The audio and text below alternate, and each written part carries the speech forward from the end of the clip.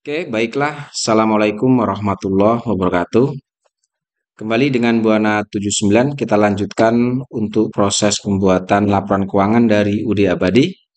Nah, pada pertemuan kali ini saya khusus akan membahas terkait bagaimana cara mengisi atau menyusun neraca lajur dari UD Abadi. Nah, untuk bentuk neraca lajur atau worksheet itu, yang biasa disebut worksheet, ini kira-kira seperti ini ya, ada kolom kode akun, ada nama akun, ada kolom neraca saldo, ada penyesuaian neraca saldo, ada rugi laba, dan ada kolom neraca terakhir. Nah, proses pengisian atau penyusunan neraca lajur ini cukup mudah dan saya rasa tidak terlalu sulit ya. Yang pertama, untuk kode akun, nama akun, dan kolom neraca saldo, ini bisa kalian isi memindahkan data trial balance 31 Desember ini. Ya, jadi kode akun, nama akun, ada sisi debit atau saldo debit dan saldo kredit yang ada di trial balance 31 Desember, semuanya ini, oke, nama akun dan saldo-saldonya ini, silakan kalian pindahkan ke neraca lajur kolom kode, nama akun, dan kolom neraca saldo ini. Kalian pindahkan ke sini. Ya, seperti ini kira-kira. Kemudian hasilnya kira-kira seperti ini. Dan ini sama hasilnya dengan neraca saldo atau trial balance 31 Desember ini. Itu yang pertama. Lalu kemudian yang kedua, silakan kalian jumlahkan untuk sisi debit dan kreditnya. Ya, seperti ini kira-kira. Kemudian di sini kasih jumlah. Ini untuk baris jumlahnya. Oke, ini untuk kolom kode akun, nama akun, dan kolom neraca saldo. Jadi kalian cukup memindahkan saja dari laporan trial balance mulai dari kode akun, nama akun, saldo debit, dan saldo kredit. Ini semuanya kalian pindahkan ke neraca lajur kolom kode akun, nama akun, dan kolom neraca saldo debit dan kreditnya. Itu yang pertama. Lalu yang selanjutnya untuk kolom penyesuaian, kalian tinggal posting saja atau ambil dari jurnal penyesuaian yang terakhir kemarin kita buat. Ya, di sini untuk jurnal penyesuaiannya sendiri kita ambil dari data rekapitulasi ini. Jadi data yang ada di data rekapitulasi ini silakan kalian pindahkan ke neraca lajur kolom penyesuaian ini. Caranya juga cukup mudah. Yang pertama, misalkan kita akan coba pindahkan akun-akun yang muncul di jurnal penyesuaian ini yang dari sisi debit terlebih dahulu, kita akan coba masukkan ke neraca lajur. Kita mulai dari sisi debit dulu ya. Kita masukkan ini semua. Oke, kita masukkan untuk kode akun 1 strip 400. Kita cari di sini. Kode akun 1 strip 400 berarti yang ini. Oke, tadi di penyesuaian untuk kode 1400 ada di sisi debit 6.650. Kalian pindahkan di kolom penyesuaian sisi debit seperti ini. Ya, seperti itu. Lalu kemudian untuk yang kedua kode akun 11600. 11600 berarti yang ini. Oke, kita masukkan di kolom penyesuaian juga di sisi sebelah debit. Ya, seperti ini 1.325 karena di sini di sisi debit. Oke, 21500 kita ambil 21500 berarti ini ya untuk akun PPN outcome tadi di sisi debit kita letakkan di kolom penyesuaian sisi debit seperti ini. Ya, silakan saya rasa lakukan terus seperti itu dari kode ini semua. Begitupun dengan yang ada di sisi kredit ya. Untuk yang 1 strip 1700 kita cari 1 strip 1700 berarti yang ini tadi ada di sisi sebelah kredit. Kalian masukkan di kolom penyesuaian sisi sebelah kredit jika kalian nanti memasukkan yang sisi sebelah kredit seperti ini. Contohnya 1 strip 1700 muncul di sisi kredit nilainya 1.250. Kalian masukkan di sini 1 strip 1700 tadi muncul di sisi sebelah kredit. Maka kita masukkan di di neraca lajur kolom penyesuaian sisi kredit. Ya, seperti itu. Nah, silakan kalian masukkan semua ya akun-akun yang muncul di jurnal penyesuaian ini baik debit maupun kredit kalian masukkan semua di neraca lajur kolom penyesuaian ini. Nah, kira-kira nanti kalau sudah kalian masukkan semua, hasilnya kira-kira seperti ini. Ya, seperti ini hasilnya kira-kira kalau sudah dimasukkan semua ke kolom penyesuaian. Setelah itu baru kalian jumlahkan sisi debit dan sisi kreditnya, mestinya harusnya balance 102.393.750 dan jumlah ini pun seharusnya juga sama dengan jumlah yang ada di jurnal penyesuaian. Seperti itu. Lalu kemudian yang selanjutnya kita masuk ke kolom neraca saldo disesuaikan. Nah, untuk kolom neraca saldo disesuaikan, ini diisi sumber datanya adalah kita ambil dari neraca saldo dan kolom penyesuaian. Jadi neraca saldo disesuaikan itu adalah akumulasi kolom neraca saldo dan penyesuaian ini. Contoh misalnya di kolom neraca saldo di sini muncul saldo sisi debit 1.127.260, tetapi di kolom penyesuaian di sini tidak muncul saldo. Jadi artinya debit ini ditambah 0, otomatis ini akan jadi saldo di sebelah debit di kolom neraca saldo disesuaikan. Oke, ini pun sama, di neraca saldo muncul saldo debit, di penyesuaian tidak ada. Otomatis ini kita pindahkan saja di sisi sebelah debit sebagai saldo debit. Dan ini pun sama, seperti itu.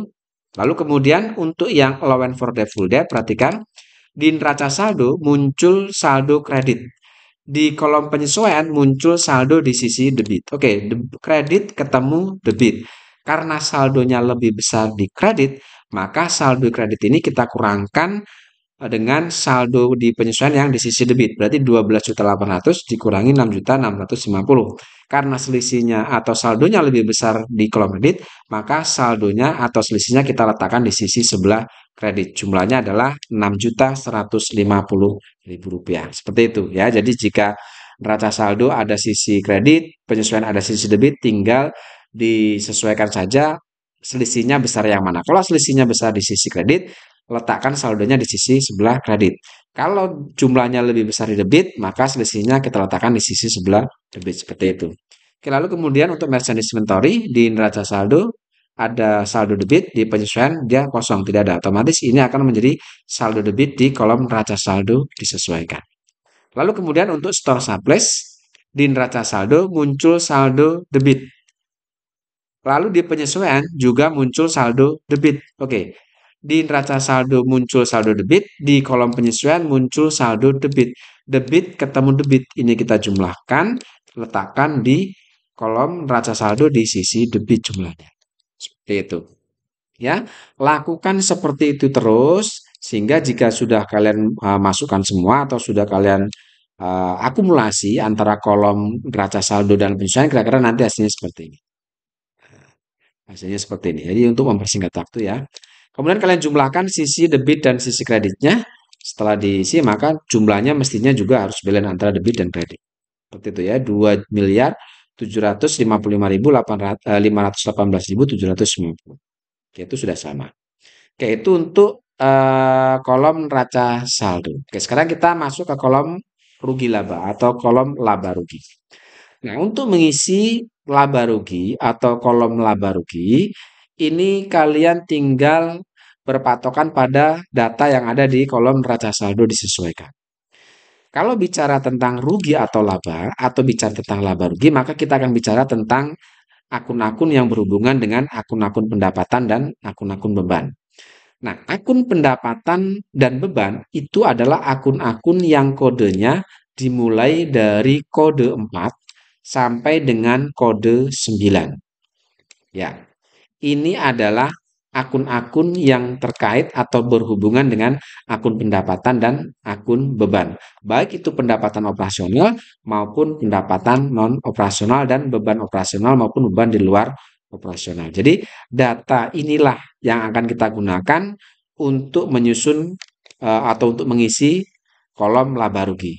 Kalau kita lihat, karena data kita berpatokan pada data neraca saldo disesuaikan, maka saldo pendapatan dan beban yang dimulai dari kode 4 sampai kode 9, berarti data saldo inilah yang akan kita gunakan untuk mengisi kolom laba rugi ini atau kolom rugi laba ini.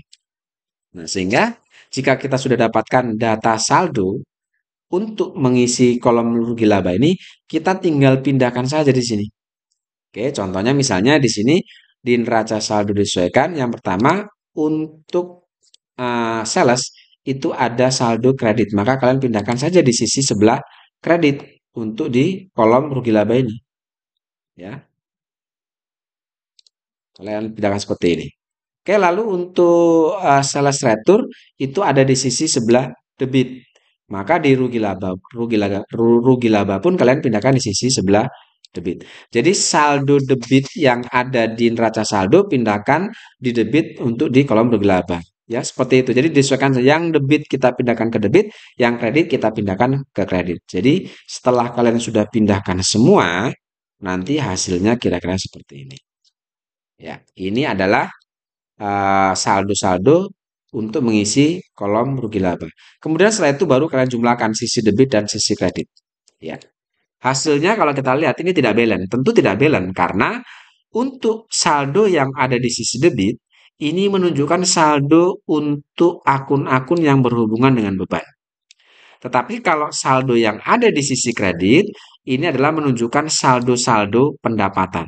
Jadi karena saldo sisi kredit itu menunjukkan saldo pendapatan dan sisi debit itu menunjukkan saldo beban, maka jika kita lihat di sini jumlah kredit dia ternyata lebih besar dari jumlah debit. Itu artinya bahwa jumlah pendapatan kita itu lebih besar dari nilai atau jumlah beban kita. Jadi di sini kalau kita lihat secara kasat mata, jika sudah tahu pendapatan lebih besar dari jumlah beban, maka bisa dikatakan ke perusahaan kita untung. Nah, untuk mengetahui berapa nilai laba bersih usahanya, maka sisi kredit ini dikurangi dengan sisi debit. Letakkan hasilnya di bawah sisi debit sini. Maka ketemulah nilai 388.416.250. Inilah yang disebut dengan laba bersih usaha. Ini didapat dari saldo kredit ini dikurangi dengan saldo debit ini. Maka setelah itu kita jumlahkan ke bawah, beban plus laba hasilnya ketemu 1.298.200.000. Ini pun kita turunkan ke bawah sehingga debit dan kreditnya balance. Jadi kalau ditanya berapa nilai laba usaha kita, maka bisa kita jawab hasilnya adalah 388.416.250. Ini adalah beban, ini adalah laba usaha kita. Oke, itu untuk kolom rugi laba. Sekarang kita masuk ke kolom neraca. Nah, jika rugi laba tadi kita ambil data atau ambil saldo yang ada di kolom neraca lajur mulai dari kode 4 ke bawah atau mulai dari kode 4 sampai dengan kode 9, maka untuk mengisi kolom neraca ini kebalikannya.